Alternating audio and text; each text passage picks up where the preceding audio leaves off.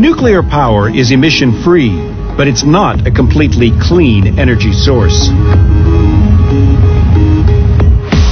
Induced nuclear fission, the controlled process that splits an atom's nucleus to create energy, produces smaller, unstable nuclei called radioisotopes.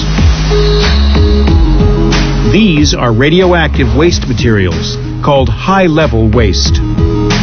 Radioisotopes decay until they form stable atoms, ceasing to be radioactive. However, in some cases, this can take tens of thousands of years. A typical reactor generates 20 to 30 tons of high-level waste annually.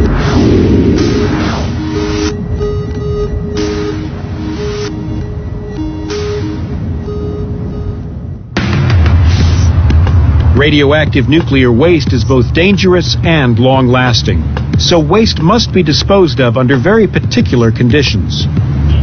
Waste is stored in cooling pools before it is prepared for storage. Liquid waste is mixed with non-radioactive materials such as glass compounds to form a solid that is less likely to contaminate its surroundings. This is then stored securely above ground and its activity monitored for 50 to 60 years. It is then stored away from humans and wildlife, often underground, in steel and concrete structures.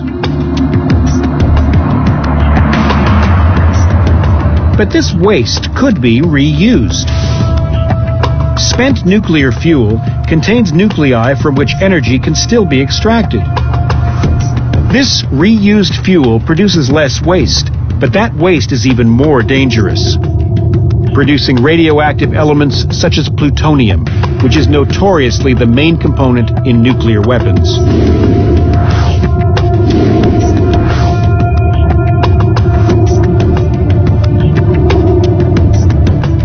So even though nuclear energy does not produce greenhouse gas emissions, there are perhaps more serious implications to its use.